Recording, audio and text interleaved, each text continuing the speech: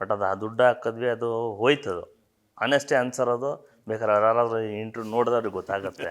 ಈ ನಮ್ಮ ಗೌಡ ಹುಡುಗಳಿಗೆ ಬುದ್ಧಿ ಇಲ್ಲ, ಸ್ವಲ್ಪ ಕಷ್ಟಪಟ್ಟು ದುಡಿತಾರೆ, ಆಮೇಲೆ ಸಿನಿಮಾ ಅಂತ ಹೋಗ್ಬಿಡ್ತಾರೆ.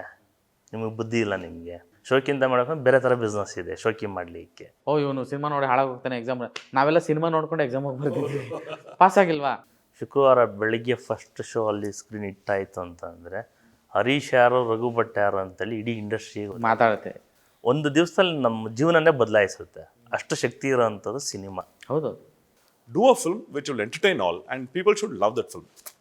ಸಿನಿಮಾ ಮಾಡೋದಕ್ಕೆ ಅದೇ ಸಿನಿಮಾ ಸ್ಕೂಲೇ ಬೇಕಿಲ್ಲ, ಅಥವಾ ಪ್ಯಾಷನ್ ಅಂತ ಹೇಳಿದ್ರಲ್ಲ, ಆ ಪ್ಯಾಷನ್ ಇದ್ದರೆ ತಂತಾನೆ ಎಳ್ಕೊಂಬರುತ್ತೆ, ಅದು ಮಾಡಿಸುತ್ತೆ. ಮತ್ತು ಆ ಓದಿರೋರ್ಗಿಂತ ಕ್ಲಾಸ್ಗೆ ಹೋಗಿರೋರ್ಗಿಂತ ಜಾಸ್ತಿ ಕೆಲಸ ನಾವು ಅದೇ ಇಂಥವ್ರು ಮಾಡಿರ್ತಾರೆ. ಸೊ ಈಗ ಯಾವುದೋ ಪ್ಯಾಷನ್ ಅನ್ನೋದು ನನ್ನ ಕಡೆಯಿಂದ ಒಂದು ಉತ್ತರ ಇದೆ.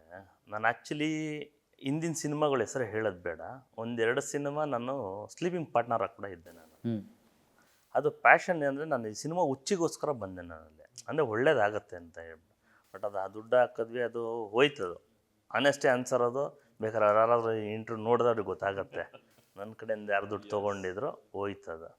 ಬಟ್ ಇವ್ರು ಹಾನೆಸ್ಟಾಗಿ ಏನು ಕೆಲಸ ಮಾಡ್ತಾರೆ ಅಂತ ಕಮಿಟ್ಮೆಂಟ್ ನನಗೆ ಸಿಗ್ತಲ್ಲ, ಅದರಿಂದ ನಾನು ಕಂಪ್ಲೀಟ್ ನಾನು ಇವ್ರು ಬಿಲೀವ್ ಮಾಡಿ ಇವ್ರ ಮೇಲೆ ಬಂಡವಾಳ ಹಾಕ್ತೆ. ಈಗ ಆಲ್ರೆಡಿ ನಾನು ಮೋಸ ಹೋಗಿದ್ದೀನಿ, ಆದರೂ ಮತ್ತೆ ಹೊಸಬ್ರು, ಈಗ ಇವರು ನಮ್ಮ ಸಂಬಂಧಿಕರಲ್ಲ, ನಮ್ಮ ಸ್ನೇಹಿತರಲ್ಲ, ಇಲ್ಲ ಯಾರ್ದು ಇನ್ಫ್ಲೂಯೆನ್ಸ್ ಮೇಲೆ ಬಂದಿಲ್ಲ ಇವರು ನಾವು ಹೊಸ ಪರಿಚಯ. ಜಿಮ್ಮಲ್ಲಿ ಇವರು ನಮಗೆ PT ಮಾಸ್ಟ್ರು, ನಾನೊಬ್ಬ ಸ್ಟೂಡೆಂಟು ಟ್ರೈನರಲ್ಲಿ. ಹಂಗಿರಬೇಕಾದ್ರೆ ಅಟ್ಲೀಸ್ಟ್ ಇವರು ಒಂದು ಹೊಸ ಪ್ರಯತ್ನಕ್ಕೆ ಹೋರಾಟ ಮಾಡ್ತಾಯಿರೋ, ಹಾನೆಸ್ಟಾಗಿದ್ದರು. ಓಕೆ, ಇವ್ರ ಜೊತೆ ಕೈ ಜೋಡಿಸಿದ್ರೆ ಒಂದು ಒಳ್ಳೇದಾಗತ್ತೆ ಅನ್ನೋ ನಂಬಿಕೆ ಮೇಲೆ ನಾನು ಬಂದಿದ್ದು ಮಾಡಿದೆ. ಪ್ಯಾಷನ್ ಎಲ್ಲರಿಗೂ ಇರುತ್ತೆ, ಬಟ್ ಅದರಲ್ಲೂ ಸ್ವಲ್ಪ ಮೋಸ ಆಗ್ತಾ ಇರುತ್ತೆ. ಇಲ್ಲ ಅಂದರೆ ನಾ ಹೇಳೋದು ವರ್ಕ್ ಪ್ಯಾಷನ್ನು ಅದನ್ನು ಮಾಡ್ತೀವಿ. ಆಮೇಲೆ ಅದೇ ಸರ್, ಈ ನಂಬಿಕೆ ಅನ್ನೋದು ಕೆಲವೊಂದು ಸಲ ಆ ಥರದ್ದು ಆಗ್ಬಹುದೇನೋ, ಆ ಥರದ್ದು ಆಗಿದೆ. ನಾನು ತುಂಬ ಜನಕ್ಕೆ ರಿಕ್ವೆಸ್ಟ್ ಮಾಡ್ತೀನಿ. ಅಂದರೆ ಸುಮಾರು ಸಲ ಪ್ರತಿ ಸಲ ಇಂಟರ್ವ್ಯೂ ಮಾಡ್ಬೇಕಾದ್ರೂ ಪ್ರೊಡ್ಯೂಸರ್ಸ್ನ ಉಳಿಸ್ಕೊಬೇಕು. ಪ್ರೊಡ್ಯೂಸರ್ಸೇ ಇಂಡಸ್ಟ್ರಿ ಶಕ್ತಿ. ಯಾಕೆಂದರೆ ಪ್ರೊಡ್ಯೂಸರ್ಸ್ನ ಉಳಿಸ್ಕೊಂಡು ಹೋದಷ್ಟು ಇಂಡಸ್ಟ್ರಿ ಉಳಿಯುತ್ತೆ. ಅವರು ಒಂದು ಮಾತು ಹೇಳಿದ್ರು, ನಮ್ಮ ಇಂಡಸ್ಟ್ರಿ ಉಳಿಬೇಕು, ಕನ್ನಡ ಇಂಡಸ್ಟ್ರಿ ಇರಬೇಕು. ನಂಗೆ ಮೈ ಜುಮ್ಮಂತ ಅವಾಗಲೇ ಆ ಒಂದು ಮನಸ್ಥಿತಿ ಇದೆಯಲ್ಲ, ಅದೇ ಕಾಪಾಡೋದು ಸರ್. ಆ ಮನಸ್ಥಿತಿ ಇಟ್ಕೊಂಡು ಬಂದವ್ರಿಗೆ ಯಾರಿಗೂ ಮೋಸ ಆಗಿಲ್ಲ. ಮತ್ತು ಅದು ಇತಿಹಾಸನೇ ಹೇಳ್ತಾ ಇದೆ, ಇಂಡಸ್ಟ್ರಿಯಲ್ಲಿ ಎಷ್ಟು ದೊಡ್ಡ ಪರಂಪರೆ ಇದೆ ಆ ಒಂದು ವಿಚಾರಕ್ಕೆ. ಎಷ್ಟೊಂದು ದೊಡ್ಡ ದೊಡ್ಡ ಪ್ರೊಡಕ್ಷನ್ ಹೌಸ್ಗಳಿದೆ.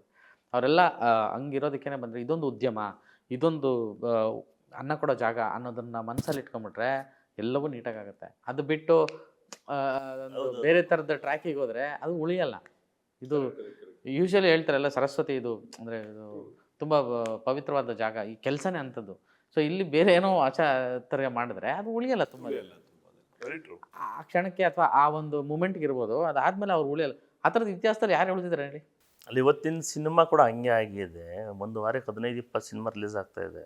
ಅದರಲ್ಲಿ 4-5 ಜನ ನಂಬ್ತಾರೆ, ಯಾರೊಬ್ಬರು ಬರ್ತಾರೆ. ಹೌದು, ಇಲ್ಲ ಅಂತಲೇ ಹೇಳಲ್ಲ. ಮತ್ತು ಇನ್ನು ಮಿಕ್ಕಿದವರು ಕೂಡ ಅವರು ಕಷ್ಟಪಟ್ಟು ದುಡ್ಡೇ ಹಾಕ್ತಾರೆ. ಯಾರಿಗೂ ದುಡ್ಡು ಇವತ್ತು ಈಸಿಯಾಗಿ ಮನಿ ಯಾರಿಗೂ ಸಿಗೋಲ್ಲ. ಅಟ್ಲೀಸ್ಟ್ ಅವ್ರದ್ದಾಗಿರಲಿ, ಅವ್ರ ತಂದೆ ಸಂಪಾದನೆ ಮಾಡಿರಲಿಲ್ಲ, ಅವ್ರ ತಾತನ ಆಸ್ತಿ ಆಗಲಿ, ಬಟ್ ದುಡ್ಡೇನೆ. ಹೌದು. ಬಟ್ ಅದನ್ನು ಒಳ್ಳೆ ಮಟ್ಟದಲ್ಲಿ ಉಪಯೋಗಿಸ್ತಾ ಇಲ್ಲ, ಅದೊಂದು ಸಮಸ್ಯೆ ಇದೆ. ಇದು ನನಗೆ ಏನು ಕ್ವಶನ್ ಮಾಡ್ತಾರೆ ಆ್ಯಕ್ಚುಲಿ ಬಂದು ನಮ್ಮ ಸ್ವಲ್ಪ ಕ್ಯಾಸ್ಟಿಸಮ್ ಬಗ್ಗೆ ಹೇಳ್ತೀನಿ. ಗೌಡ್ರಾಸ್ ಅಂತಾರೆ, ನಾವು ಗೌಡ್ರು. ಈಗ ಏನು ಹೇಳ್ತಾರೆ ಜನಗಳು, ಈ ಹಳ್ಳಿ ನಾವು ಇಲ್ಲೇ ಬೆಂಗಳೂರು ಸುತ್ತಮುತ್ತಲು ಹಳ್ಳಿ ಸುಗಡಲ್ಲಿರೋದ್ರಿಂದ ಈ ನಮ್ಮ ಗೌಡ ಹುಡುಗಳಿಗೆ ಬುದ್ಧಿ ಇಲ್ಲ, ಸ್ವಲ್ಪ ಕಷ್ಟಪಟ್ಟು ದುಡಿತಾರೆ, ಆಮೇಲೆ ಸಿನಿಮಾ ಅಂತ ಹೋಗ್ಬಿಡ್ತಾರೆ. ನಿಮಗೆ ಬುದ್ಧಿ ಇಲ್ಲ ನಿಮಗೆ ಅಂದರೆ ನೀವು ಶೋಕಿಗೆ ಹೋಗ್ತಾಯಿದ್ದೀರ ನೀವು. ಬಟ್ ನಾವು ಇದು ನಮ್ಮದು ಒಂದು ಕೆಲಸ ಅಂತ ಬಂದಿದ್ದೀವಿ ನಾವಿಲ್ಲಿ.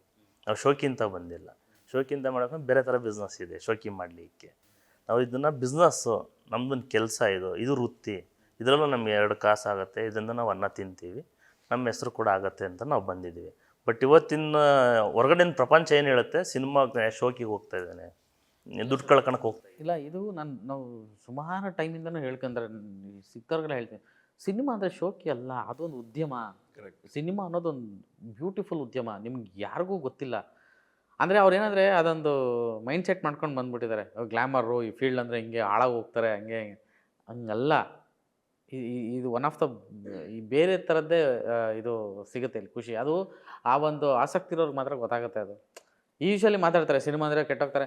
ಎಷ್ಟೋ ಜನ ಏನೋ ಈ ಓದೋ ಟೈಮಲ್ಲಿ ಹೇಳ್ತಾರೆ, ಇವನು ಸಿನಿಮಾ ನೋಡಿ ಹಾಳಾಗೋಗ್ತಾನೆ ಎಕ್ಸಾಮ್. ನಾವೆಲ್ಲ ಸಿನಿಮಾ ನೋಡ್ಕೊಂಡು ಎಕ್ಸಾಮ್ ಹೋಗಿ ಬರ್ತಿದ್ವಿ, ಪಾಸ್ ಆಗಿಲ್ವಾ? ಅಂದರೆ ಅದು ಎಂಟರ್ಟೈನ್ಮೆಂಟ್ ಅನ್ನೋದು it's a part of life. ಅದನ್ನು ಎಲ್ಲರೂ ಅರ್ಥ ಮಾಡ್ಕೊಂಬಿಟ್ರೆ ಈ ಪ್ರಶ್ನೆನೇ ಬರಲ್ಲ. ಅದು ಒಂದು ಉದ್ಯಮ ಅನ್ನೋದು. ಸೊ ಇವತ್ತಿಗೆ ಅದು ತುಂಬ ವೈಡಾಗಿ ರೀಚ್ ಆಗ್ತಿದೆ. ಸೊ ಮನೆಯಲ್ಲೂ ಅದು ಗೊತ್ತಾಗ್ತಿದೆ. OTTಗಳು ಅದು ಇದು ಏನಕ್ಕೆ ಬಂತೋ ಈಗ ಅರ್ಥ ಆಗ್ತಿದೆ ಅವ್ರಿಗೆ. ಓಕೆ, ಇದು ಇಷ್ಟು ರೆಪ್ಯುಟೇಷನ್ ಇದೆ ಇದಕ್ಕೆ ಅಂತ. ಇನ್ನೂ ಒಂದು ಏನಂತಂದರೆ, ಈ ಸೋಷಿಯಲ್ ಮೀಡಿಯಾಗಳು ಇವತ್ತೇನು ಬಂದಿದೆಯಲ್ಲ ಸರ್, ಮನೆಗೂ ಒಬ್ಬರು ರೀಲ್ಸ್ ಮಾಡ್ತಾರೆ, ಮನೆಯಲ್ಲೂ ಒಬ್ಬರು ಎಂಟರ್ಟೈನರ್ ಇದೆ ಉಟ್ಕೊಂಡ್ಬಿಟ್ಟಿದ್ದಾರೆ. ಈಗ ಅರ್ಥ ಆಗ್ತಿದೆ ಅದ್ರದ್ದು ಚೌಕಟ್ಟೇನು, ಅದ್ರದ್ದು ಗಾಂಭೀರ್ಯ ಏನು ಅನ್ನೋದು. ಈ ಸಿನಿಮಾ ಅಂತ ಮೇಜರಾಗಿ ಹೇಳಬೇಕು ಅಂದರೆ, ಗುರುವಾರ ಸಂಜೆ ಹರೀಶ್ ರಘು ಭಟ್ ಯಾರು ಅಂತ ಗೊತ್ತಿರಲ್ಲ. ಶುಕ್ರವಾರ ಬೆಳಿಗ್ಗೆ ಫಸ್ಟ್ ಶೋ ಅಲ್ಲಿ ಸ್ಕ್ರೀನ್ ಇಟ್ಟಾಯಿತು ಅಂತಂದರೆ ಹರೀಶ್ ಯಾರು, ರಘು ಭಟ್ ಯಾರು ಅಂತೇಳಿ ಇಡೀ ಇಂಡಸ್ಟ್ರಿ ಮಾತಾಡುತ್ತೆ, ಕರ್ನಾಟಕ ಮಾತಾಡುತ್ತೆ, ಎಲ್ಲರೂ ಮಾತಾಡ್ತಾರೆ. ಒಂದು ದಿವಸದಲ್ಲಿ ನಮ್ಮ ಜೀವನನೇ ಬದಲಾಯಿಸುತ್ತೆ. ಅಷ್ಟು ಶಕ್ತಿ ಇರೋವಂಥದ್ದು ಸಿನಿಮಾ. ಹೌದು. ಅದನ್ನು ಪ್ಯಾಷನ್ನಾಗಿ ನಾವು ತೊಗೊಂಡೋಗ್ಬೇಕು, ಅದನ್ನು ಶೋಕಿಗೆ ತೊಗೊಳ್ಬಾರ್ದು. ಆ ಥಾಟಲ್ಲಿ ನಾವು ಬಂದಿದ್ದೀವಿ. ಪ್ಲಸ್ ನಮ್ಮ ಸಂಸ್ಥೆ ಆ ಪ್ರಾಮಾಣಿಕತೆ ಬಗ್ಗೆ ನೀವು ಹೇಳೋದಾಗ್ಲೇ ಅನಿಸ್ಬಿಡ್ತು. ನಾವು ವರ್ಷಕ್ಕೆ ಒಂದೇ ಸಿನಿಮಾ ಕೊಡಲಿ, ಪ್ರಾಮಾಣಿಕವಾಗಿ ಪ್ರೇಕ್ಷಕರಿಗೆ ಯಾವುದೇ ಥರದ ಮೋಸ ಆಗದಂಗೆ ನಾವು ಒಳ್ಳೆ ಸಿನಿಮಾ ಕೊಡ್ತೀವಿ. ವರ್ಷಕ್ಕೆ ಒಂದೇ ಸಿನಿಮಾ ಕೊಡಲಿ, ಬಟ್ ನಾವು ಇನ್ನು ಮುಂದಿನ ಸಿನಿಮಾ ನಡೆಸ್ಕೊಂಡು ಹೋಗ್ತೀವಿ. ಒಂದೇ ಸಿನಿಮಾ ಅಂತೂ ಅಲ್ಲ, ಇದು ನಮ್ಮದು ಓಪನ್ ಕಮಿಟ್ಮೆಂಟ್ ಇದು ಒಂದೇ ಸಿನಿಮಾ ಮಾಡಿ ಒಂದು ಸಿನಿಮಾ ವಾಪಸ್ ಹೋಗ್ತೀವಿ ಅನ್ನೋರಲ್ಲ ನಾವು. ಮತ್ತೆ ಸಿನಿಮಾಗಳು ಮಾಡ್ತೀವಿ. ವರ್ಷಕ್ಕೆ ಒಂದು ಸಿನಿಮಾ ಆದ್ರೂ ಪ್ರಾಮಿಸಿಂಗ ನಾವು ಸಿನಿಮಾ ಮಾಡ್ಕೊಂಡು ಹೋಗ್ತೀವಿ. ಇಲ್ಲ, ಅದೇ ನಾವಾಗಲೇ ಹೇಳಿದ್ನಲ್ಲ, ಬ್ರ್ಯಾಂಡು ಅದು ಗೊತ್ತಾಗುತ್ತೆ. ಕೆಲವೊಂದು ಆ ಒಂದು ಫಾಂಟಲ್ಲೇ ಹೇಳ್ಬೋದು, ಇವ್ರದ್ದು ಉತ್ಸಾಹ ಏನಿದೆ ಅಂತ. ಸೊ ತುಂಬ ಪ್ಲ್ಯಾನಿಂಗ್ ಆ್ಯಂಡ್ ಆ ವಿಷನ್ ದೊಡ್ಡದಾಗಿರೋದು ಕಾಣ್ತಾ ಇದೆ ಸರ್. ಡೆಫಿನೆಟ್ಲಿ ನಿಮ್ಮಂಥವ್ರು ಬೇಕು ಇಂಡಸ್ಟ್ರಿಗೆ. ಸೊ ಅದನ್ನೇ ನಮ್ಮ ಉದ್ದೇಶ ಕೂಡ. ಪ್ರತಿ ಹಂತದಲ್ಲೂ ಪ್ರತಿ ಸಿನಿಮಾ ಬಂದಾಗಲೂ ಅದೇ ಇರುತ್ತೆ. ಇವ್ರೊಂದು ಟೀಮ್ ಬಂದಿದೆ, ಇವ್ರು ಉಳ್ಕೋತಾರ ಇಲ್ವೋ, ಇವ್ರನ್ನ ಉಳಿಸೋಂಥ ಪ್ರಯತ್ನಕ್ಕೇ ನಾವೆಲ್ಲ ಹೋರಾಡ್ತಿರ್ತೀವಿ. ಅದು ಜನ ಮೆಚ್ಕೊಂಡಾಗ. ಕೆಲವೊಂದು ಸಲ ಏನಾಗುತ್ತೆ, ಫಸ್ಟ್ ಮೊದಲನೇ ಹೆಜ್ಜೆಯಲ್ಲೇ ಸಕ್ಸಸ್ ಸಿಗಬೇಕು ಅಂತೇನಿಲ್ಲ, ಸೋಲು ಸಿಗುತ್ತೆ. ಆ ಸೋಲೇನೆ ಮೊದಲನೇ ಇದರಲ್ಲೇ ದೊಡ್ಡ ಸಕ್ಸಸ್ ಸಿಕ್ಬಿಟ್ರೆ ಪ್ರಾಬ್ಲಮೇ. ನೆಕ್ಸ್ಟ್ ಏನು ಮಾಡಬೇಕು ಗೊತ್ತಾಗಲ್ಲ. ಆಮೇಲೆ ಅದರಿಂದ ಪ್ಲಸ್ಸು ಆಗ್ಬೋದು, ಮೈನಸ್ ಆಗ್ಬೋದು. ಸೊ ಆ ಥರದ್ದು ಇರುತ್ತೆ. ಸೊ ಆ ಒಂದು ವಾಸ್ತವನ ಅರ್ಥ ಮಾಡ್ಕೊಂಡಾಗ ಈ ಇಂಡಸ್ಟ್ರಿಯಲ್ಲಿ ತುಂಬ ಲಾಂಗ್ ಟರ್ಮು ತೊಗೊಂಡೋಗ್ಬೋದು. ಎಲ್ಲ ಬಿಸ್ನೆಸ್ಗಳ ಥರನೇ ಇದೂ. ಸೊ ಅದೇ ಥರ ತೊಗೊಂಡೋದ್ರೆ ಆಯಿತು. ಆ್ಯಂಡ್ ರಘು, ನಿಮಗೆ ಈಗ ಬಿಟ್ಟಿರೋಂಥ ಕಂಟೆಂಟ್ಸ್ ಆಗಲಿ ಇದಾಗಲಿ, ಈ ಒಂದು ರೆಸ್ಪಾನ್ಸು ಇಂಡಸ್ಟ್ರಿಯಲ್ಲಿ ಒಂದಷ್ಟು ನಿಮಗೆ ರೆಸ್ಪಾನ್ಸ್ ಬಂದಿರುತ್ತೆ, ಒಂದಷ್ಟು ರಿಯಾಕ್ಷನ್ಸ್ ಬಂದಿರುತ್ತೆ. ಸೊ ಯಾವ ಥರದ್ದು ಇದು ಸಿಗ್ತಾ ಇದೆ ನಿಮಗೆ ಅಂತ? ಆ್ಯಕ್ಚುಲಿ ಅದೇ ಸ್ಫೂರ್ತಿ ನಮಗೆ. ಅಂದರೆ ಪಾಸಿಟಿವ್ ಆಗಿ ಯಾವುದೋ ರೆಸ್ಪಾನ್ಸ್ ಬಂದರೂ, ಈಗ ಸಾಂಗ್ ರಿಲೀಸ್ ಆಗಿದೆ, ತುಂಬಾ ವೆರಿ ಪಾಸಿಟಿವ್ ಬಂತು. ಅಂದರೆ ಗ್ಲಾಮರ್ ಕ್ವಶಂಟ್ ಅಂತ ಏನು ಹೇಳ್ತೀವಿ, ಅದು ಫಸ್ಟ್ ಸಾಂಗ್ ಅಂತ ಈಗ ಬಿಟ್ಟಿದ್ದೀವಿ. ಈಗ first song Mayagara, it's a beautiful number. ಅದು ಎರಡನೇದು ಈಗ ಮಗುದು ಮತ್ತು ತಂದೆದು ಒಂದು ರಿಲೇಷನ್ಶಿಪ್ ಬಗ್ಗೆ ಒಂದು ಸಾಂಗು, ಅದು ತುಂಬ ಚೆನ್ನಾಗಿನೇ ಹೋಗ್ತಾ ಇದೆ ಅದನ್ನು. And the song is also come up too good ಅದು ಆ್ಯಕ್ಚುಲಿ. ಅಂದರೆ ನಾರ್ಮಲಿ ತಾಯಿ ಆ್ಯಂಡ್ ಮಗ ಈ ರಿಲೇಷನ್ಶಿಪ್ಸ್ ಮೇಲೆ ತುಂಬಾ ಟ್ರಾವೆಲ್ ಆಗಿದೆ ಇಡೀ ಎಂಟೈರ್ ಸೆಂಟಿಮೆಂಟಲ್ ಡ್ರಾಮಾಸ್ ಎಲ್ಲದನ್ನು ಆ ಥರ. ಬಟ್ ಇದೊಂದು ತಂದೆ ಮಗುದು ಒಂದು ಜರ್ನಿ ಇದೆ. ದಿಸ್ ಈಸ್ ಸಮಥಿಂಗ್ ವೆರಿ ಒಂಥರ ಯುನೀಕ್ ಆಗಿದೆ ಇದು. ಆ್ಯಂಡ್ ಆ ಬಾಂಡಿಂಗು ಇದೇನೇ ಈ ಪರ್ಟಿಕ್ಯುಲರ್ ಸಾಂಗ್. ಅದು ತುಂಬಾ ಕಷ್ಟಪಟ್ಟು ಆ ಟ್ಯೂನ್ ಮಾಡಿ ಅದನ್ನ ಒಂದು ಸಕ್ಸಸ್ ಆಗಿದೆ. ಸೊ ಅದಕ್ಕೂ ನನಗೆ ತುಂಬಾ ಅಂದರೆ ಕಂಪ್ಲೀಟ್ ಇದೇ ಸಿನಿಮಾಲೇ ಎಷ್ಟೊಂದು ಲೇಯರ್ಸ್ ನೋಡ್ತಾ ಇದ್ದಾರೆ. ಒಂದು ಪಕ್ಕ ಫ್ಲಾಮ್ ಬಾಯಿಂಟ್, ಒಂದು ಹುಡುಗ ಗೋವಾದಲ್ಲಿ ಗರ್ಲ್ ಫ್ರೆಂಡ್ನ ಕರ್ಕೊಂಡು ಓಡಾಡ್ತಾ ಇರೋದು ಒಂದು ಶಾರ್ಟ್ ಇದೆ. ಕಟ್ ಮಾಡಿದ್ರೆ ಇಲ್ಲಿ ವೆರಿ ಆ ಕೇರಿಂಗು, ಆ ರೆಸ್ಪಾನ್ಸಿಬಿಲಿಟಿ ತೊಗೊಂಡು ಒಂದು ಮಗು ಜೊತೆಗೆ ಆ ಬಾಂಡಿಂಗು, ಆ ರಿಲೇಷನ್ಶಿಪ್ ಬಗ್ಗೆ ಅದನ್ನು ನಾವು ತೋರಿಸ್ತಾ ಇದ್ದೀವಿ. ಅಫ್ಕೋರ್ಸ್ ಟ್ರೇಲರಲ್ಲಂತೂ ನಿಮಗೆ ಫುಲ್ ಒಂದು ರೋಲರ್ ಕೋಸ್ಟರ್ ರೈಡ್ ಕೊಟ್ಟು ಬಿಟ್ಟಿದ್ದೀವಿ. ಸೊ ನನಗೆ ಈ ಥರ ಒಂದು ಪಾಸಿಟಿವ್ ರೆಸ್ಪಾನ್ಸ್ ಬರ್ತಾ ಇದ್ರೆ ನಮಗೆ ಮುಂದೆ ನುಗ್ಗೋಕ್ಕಾಗಲಿ, ಇವ್ರ ಜೊತೆ ಡಿಸ್ಕಸ್ ಮಾಡಿದಾಗಲಿನೂ ನಾವು ಏನು ಕಮಿಟ್ ಆಗಿರ್ತೀವಿ, ಈ ಥರ ಹಿಂಗೆ ಬರುತ್ತೆ ಸರ್ ಅನ್ನೋದಕ್ಕೆ ಅದ್ರದ್ದು ಇವರು 100% ಅದು ಎಕ್ಸ್ಪೆಕ್ಟ್ ಮಾಡದೇ ಇದ್ರು, ಫಾರ್ ಎಕ್ಸಾಂಪಲ್ ಒಂದು 50, 80, 90 ವಾಟ್ ಎವರ್ 10% ಬಂದ್ರೂ ಆ ಪಾಸಿಟಿವ್ ರಿಸಲ್ಟ್ ಮೇಲೆ ನಾವು ಅದು ಮುಂದೆ ನಮಗೆ ಸ್ಫೂರ್ತಿ ಆಗುತ್ತೆ, ಎಂತೂಸಿಯಾಸ್ಟಿಕ್ ಆಗ್ತೀವಿ, ನುಗ್ಗೋದಕ್ಕೆ ಒಂದು ಜೋಶ್ ಬರುತ್ತೆ ಆ್ಯಕ್ಚುಲಿ. ಅಂದರೆ ಈಗ ಕತೆಗಳು ಇಲ್ದೇನೆ ಬರೀ ಒಂದು ಎಂಟರ್ಟೈನ್ಮೆಂಟ್ ಸೆಗ್ಮೆಂಟ್ನ ಇಟ್ಕೊಂಡು, ಅಂದರೆ ಆ ಫ್ಯಾಕ್ಟರ್ಗಳನ್ನ ಇಟ್ಕೊಂಡು ಸೀನ್ ಬೈ ಸೀನು ಒಂದೊಂದು ರೀಲ್ಗೆ ಒಂದೊಂದು ಜೋಡಿಸ್ಬಿಟ್ಟು ಸಿನಿಮಾ ಮಾಡೋದು, ನಾವು ಮಾಸ್ ಆಗಿ ಎಂಟರ್ಟೈನಿಂಗ್ ಆಗಿ ಬಿಸ್ನೆಸ್ಸು ಮಾಡಿದೆ ಕೆಲವೊಂದು ಸಲ. ಬಟ್ ಯಾವುದೂ ನಿಮ್ಮ ಮನಸ್ಸಲ್ಲಿ ಉಳಿಯಲ್ಲ. ಒಂದು ಕತೆ ಸಮ್ಮಪ್ ಆದಾಗ ಅಥವಾ ಒಂದು ಕ್ಯಾರೆಕ್ಟರ್ ರೌಂಡ್ ಆಫ್ ಆದಾಗ ಮಾತ್ರನೇ ಅದು ಪ್ರಾಪರಾಗಿ ಆ ಸಿನಿಮಾ ತಲೆಯಲ್ಲಿ ಉಳ್ಕೊಳ್ಳೋಂಥದ್ದು. ನೀವು ಮೊದಲೇ ಹೇಳ್ತಾ ಇದ್ರಿ ಕತೆ, ನನ್ನ ರೈಟಿಂಗ್ ತುಂಬ ಇಂಟ್ರೆಸ್ಟು. ಸೊ ಆ ಮೂಲಕ ನನಗೆಲ್ಲ ನಿಮ್ಮ ಮಾತು ಕೇಳ್ತಾ ಇದ್ರೆ ಇದು ತುಂಬ ಚೆನ್ನಾಗಿ ಒಂದು ಸಮ್ಮಪ್ ಆಗಿರೋ ಒಂದು ಕತೆ, ಇದು ಒಂದು ಬ್ಯೂಟಿಫುಲ್ ಆಗಿ ಈ ಕತೆನ ಹೇಳ್ಬೋದು. ನಿಮಗೊಂದು ಸೀಸೋದಂದ್ರೆ ಈ ಥರದ್ದು ಒಂದು ಕತೆ. ಸೊ ಈ ಕ್ಯಾರೆಕ್ಟರ್ ಹಿಂಗೆ ರೌಂಡ್ ಆಫ್ ಆಗುತ್ತೆ, ಹೀಗೆ ಆ ಥರ ಹೇಳ್ಬೋದು ಅಂತ ಅನ್ನಿಸ್ತಾ ಇದೆ. ಹೌದು ಡೆಫಿನೆಟ್ಲಿ. ಸಿ ಅದೇ ನಾನು ಆಗಲೂ ಮಾತಾಡಿದಾಗ ಈ ಒಂದು ಏನೋ ನಾರ್ಮಲ್ ನಮ್ಮ ಕಾಂಕ್ರೀಟ್ ಜಂಗಲಲ್ಲಿರೋ ಸ್ಟ್ರೆಸ್ ಲೈಫು, ಈ ಒಂದು ಏನದು ಕಂಪ್ಲೀಟ್ ಕ್ಯಾಟಿಕ್ ವರ್ಲ್ಡ್ ಆಗಿರೋದ್ರಲ್ಲಿ ನಮ್ಮ ಈ ಸಿನಿಮಾ ಬಂದರೆ ನಿಮಗೆ ಅಟ್ಲೀಸ್ಟ್ ನೀವು ಕುತ್ಕೊಂಡು ನೋಡಿದ್ರೆ ಒಳ್ಳೆ ಪ್ರಾಮಿಸಿಂಗ್ ಆಗಿರುತ್ತೆ. ಅಂದರೆ ತುಂಬ ಖುಷಿಯಿಂದ ನಗ್ತಾ ಹೋಗ್ತೀರಾ. ಈಗ ರೀಸೆಂಟ್ ಒಂದು ಸ್ಮಾಲ್ ಎಕ್ಸಾಂಪಲ್ ಹೇಳಬೇಕಂದ್ರೆ, ಮೊನ್ನೆ ಆಫೀಸಲ್ಲಿ ಎಲ್ಲಾದರೂ ಡಿಸ್ಕಸ್ ಮಾಡ್ತಾ ಇದ್ವಿ. ಈಗ ಥಿಯೇಟ್ರ್ ಇದು ಸಿಗೋದು ಹೋರಾಟ ಅದೇ ಒಂದು ಸಪ್ರೇಟದಲ್ಲಿ ಇದ್ದೀವಿ ಈಗ ಸದ್ಯಕ್ಕೆ. ಅಲ್ಲಿ ಜರ್ನಿ ಮಾಡ್ತಾ ಇರ್ಬೇಕಾರೆ ಒಂದು 10 ನಿಮಿಷ ಊಟ ಮಾಡ್ತಾ ಇರ್ಬೇಕಾರೆ ಗಣೇಶನ ಮದುವೆ ಅಂತ ಒಂದು ಸಿನಿಮಾ ಅಂದರೆ ಒಂದು 15 ನಿಮಿಷನ ನೋಡಿದ್ವಿ ಅನ್ಸುತ್ತೆ. ಅನಂತ್ ನಾಗ್ ಸರ್, ಪಣಿ ರಾಮಚಂದ್ರ ಅವರು ಡೈರೆಕ್ಟ್ ಮಾಡಿದ್ದಾರೆ. ನಿಮ್ಗೆ 15 ನಿಮಿಷ ನಿಮ್ಗೆ ಎಷ್ಟು ರಿಫ್ರೆಶ್ ಆಯಿತು ಅಂದರೆ, ನಾವು ಇಡೀ ದಿನ ಪಟ್ಟಿರೋ ಸ್ಟ್ರಗಲ್ಲು ಕಷ್ಟ ಎಲ್ಲದನ್ನು ನಕ್ಕಿ ಸುಸ್ತಾಗಿ we ended the day in a very good note. ಆ ಥರ ಒಂದು ಸಿನಿಮಾ ಇದಾಗತ್ತೆ ಅನ್ನೋದೊಂದು ನಾನು ಈಗಲೇ ಅಪ್ ಫ್ರಂಟ್ ಹೇಳ್ಬಿಡ್ತೀನಿ. ನಾನು ಅಂದರೆ ನಿಮಗೆ ಇನ್ನು 5 ವರ್ಷ ಆಗಲಿ 10 ವರ್ಷ ಆಗಲಿ ಇದೊಂದು ಸಿನಿಮಾನ ನಿಮಗೆ ರಿವಿಸಿಟ್ ಮಾಡೋ ಅಂತ ಸಿನಿಮಾ ಅಂತೂ ಫಾರ್ ಶ್ಯೂರ್ ಆಗತ್ತೆ. ಇದು ಆ ಸ್ಟ್ರೆಸ್ದಲ್ಲಿ ಬಂದು ಈಗ ಗಣೇಶನ ಮದುವೆ ಪ್ರಾಬ್ಲಿ ಒಂದು 20 ವರ್ಷ ಆಗಿರ್ಬೋದು, 80s. ಸೊ ಆಗ್ಲಿಂದ ನಾವು ಈಗ ಕುತ್ಕೊಂಡು ನೋಡಿದ್ರು ಅದು ಇಟ್ ಇಸ್ ಅ ಫಿಲ್ಮ್ ಅದು. ಸೊ ಆ ಥರ ಒಂದು ಸಿನಿಮಾ ಅದೊಂದು ಹೆಂಗೆ ಕನೆಕ್ಟ್ ಆಗ್ತೀವಿ, ಅದೇ ಥರ ಇದು ಕನೆಕ್ಟ್ ಆಗುತ್ತೆ ಅನ್ನೋದು ನಂಗೊಂದು ಹೋಪ್ಸ್ ಬರುತ್ತೆ. ಓಕೆ, ಇದು ಮುಂದೆ ನಮ್ಮದು ನಾವೊಂದು ಇನ್ನೊಂದು 25 ವರ್ಷ ಟ್ರಾವೆಲ್ ಆದಮೇಲೆ ನೆಕ್ಸ್ಟ್ ಅವರು ನಮ್ಮ ಸಿನಿಮಾ ನೋಡ್ಬಿಟ್ಟು ಒಂದು ರಿಫ್ರೆಶಿಂಗ್ ಆಗೋ ಥರ ಇತ್ತಂದರೆ you done justice to your job sir, ಅಷ್ಟೇ. ಡೆಫಿನೆಟ್. ಅಂದರೆ ಸಿನಿಮಾ ಅನ್ನೋದು ಹೆಂಗೆ ಅಂದರೆ ನಾವೇನೋ ಅದಕ್ಕೆ ಅಷ್ಟು ಸೆಟ್ ಹಾಕಬೇಕು, ಅಷ್ಟು ಇದ್ರಬೇಕು, ಆ ಥರದ್ದಲ್ಲ. ಈ ಈ ನಮ್ಮ ಮೂಮೆಂಟಲ್ಲೇ ನಮ್ಮ 3 ಜನದ ಮಧ್ಯೆ ಏನೋ ಒಂದು ವಿಷಯ ನಡೀತಲ್ಲ, ಇಟ್ಸ್ ಎನ್ ಎಂಟರ್ಟೈನ್ಮೆಂಟ್. ಆ ಒಂದು ಪಲ್ಸ್ ಇರ್ಬೇಕು ಅಷ್ಟೇ, ಆ ಸೆನ್ಸ್ ಇದ್ರೆ ಎಲ್ಲೋ ಹೋಗುತ್ತೆ ಅನ್ನೋದಕ್ಕೆ. ಎಸ್ಪೆಷಲಿ ಪಣಿ ರಾಮಚಂದ್ರ ಅವ್ರದ್ದು ಮತ್ತು ಅನಂತ್ ನಾಗ್ ಅವ್ರ ಸೀರೀಸ್ ತುಂಬ ಇನ್ಸ್ಪಿರೇಷನ್. ಆಮೇಲೆ ಬಡ್ಜೆಟ್ಟು, ಒಂದು ವಟಾರ, ಒಂದು ಮನೆ, ಒಂದು ಆಫೀಸು, ಇಷ್ಟರಲ್ಲೇ ಒಂದು ಕತೆ ಎಣಿಯೋರು. ಆ ಇಡೀ ಸಿನಿಮಾ ಮಾಡೋರು ಅದು ಅವತ್ತಿಗೆ ರಿಲೇಟೆಡ್ ಆಗಿ, ಮತ್ತು ಅವತ್ತಿನ ಬೆಂಗಳೂರಿಗೆ, ಅವತ್ತಿನ ಬೆಂಗಳೂರು ಬದುಕಿಗೆ ತುಂಬ ಚೆನ್ನಾಗಿ ರಿಲೇಟ್ ಆಗೋದು. ಅವತ್ತಿನ ಎಲ್ಲ ಇವತ್ತಿಗೂ ಅಷ್ಟೇ, ಇವತ್ತಿನ ಸ್ಥಿತಿ, ಇವತ್ತಿನ ಪರಿಸ್ಥಿತಿನ ಸಿನಿಮಾ ಮಾಡಿದಾಗ ಅಥವಾ ನಮ್ಮ ಬದುಕುಗಳನ್ನ ತೋರಿಸ್ದಾಗ್ಲೇ ಅದು ಹಾಗೇನೆ ಮಾಡಿರೋಂಥ ಕ್ಯಾರೆಕ್ಟರ್. ಈಗ ಜೆನ್ಜಿ ಅಂತ ಏನು ಕ್ರೌಡ್ ಇದೆ, ಅವ್ರು ಕಂಪ್ಲೀಟ್ಲಿ ಈಗ there is a generation gap ಆಗಿಬಿಡಿದೆ. Totally different. 8 ಇಯರ್ಸ್ ಒಂದು ಜನರೇಷನ್ ಚೇಂಜ್ ಆಗುತ್ತೆ ಅಂದರೆ ಈಗ ಎವ್ರಿ 5 ಇಯರ್ಸ್ 3 ಇಯರ್ಸ್ಗೆ ಡಿಸ್ಕನೆಕ್ಟ್ ಆಗಿಬಿಡ್ತಾರೆ ದ ವೇ ವಿ ಆರ್ ಇದು. ಸೊ ಅಂಥ ಆಡಿಯನ್ಸ್ನು ಈಗ ಎಲ್ಲರೂ ನೆಟ್ಫ್ಲಿಕ್ಸ್ ಆಗಲಿ, ಇದು OTTs ಆಗಲಿ, ಕೊರಿಯನ್ ಡ್ರಾಮಾಸ್ ಆಗಲಿ, ಈ ಥರ ವರ್ಲ್ಡ್ ಸಿನಿಮಾಸ್ ನಿಮ್ಮ ಫಿಂಗರ್ ಟಿಪ್ಸಿಗೆ ಬಂದುಬಿಟ್ಟಿದೆ. ಇಂಥ ಯೂತ್, ಫಾರ್ ಎಕ್ಸಾಂಪಲ್ 16 to 25 ಯೂತ್ಗೆ ನೀವು ಅವ್ರನ್ನ ಹುಕ್ ಮಾಡಬೇಕು ಅಂತ ಅಂದರೆ ಇಟ್ ಈಸ್ ಸೋ ಡಿಫಿಕಲ್ಟ್ ಇವಾಗ, because they see content which is like classic contents. ಅಂಥವ್ರಿಗೆ ಈ ಥರ ಒಂದು ಕಂಟೆಂಟ್ ಬರೀಬೇಕಂದ್ರೆ ಈಗ ಆವಾಗ ಹೇಗೆ ಗಣೇಶನ ಮದುವೆ ಆಯಿತು, ಈಗ ನಿಮಗೊಂದು ಸಿಹಿ ಸುದ್ದಿ, ಈಗ ಇದೇ ಥರ ನೆಕ್ಸ್ಟ್ ಇವ್ರುಗಳ್ಗಾಗತ್ತೆ ಅಂತ ಒಂದು ಭರವಸೆಯಲ್ಲಿ ಮಾತಾಡ್ಬೋದು. ಆ್ಯಂಡ್ ಇನ್ನೊಂದು ಸರ್, ನನಗೆ ಅಂದರೆ ಈಗ ನನ್ನ ಕಣ್ಣೆದುರುಗಡೆ ಅಥವಾ ನನಗೆ ಇಮಿಡಿಯೇಟ್ಲಿ ಕಾಣಿಸ್ತಾ ಇರೋದು, ಈ ಸಿನಿಮಾದಿಂದ ಒಂದು ಒಳ್ಳೆ ಪ್ರೊಡಕ್ಷನ್ ಹೌಸ್ ಇಂಡಸ್ಟ್ರಿಗೆ ಬರ್ತಿದೆ, ಒಬ್ಬ ಒಳ್ಳೆ writer and director, actor. So ಒಂದು ಇಬ್ಬರು ಕಾಣಿಸ್ತಾ ಇದ್ದೀರಾ. ಇದು ಅಪಾರ್ಟ್ ಇದು ಬಿಟ್ಟು ನಿಮ್ಮ ಸಿನಿಮಾ ಮ್ಯೂಸಿಕ್, ನಿಮ್ಮ ಹಾಡು ಮಾಯಾಗಾರ ಸಾಂಗ್ಗಳು, ನಾನು ನಿಮ್ಗೆ ಫೋನ್ ಮಾಡಿದ್ದೆ, ಇನ್ನೊಬ್ಬ ಒಳ್ಳೆ ಮ್ಯೂಸಿಕ್ ಡೈರೆಕ್ಟ್ ಹುಟ್ಕೊಳ್ತಾನೆ ಅಂತ.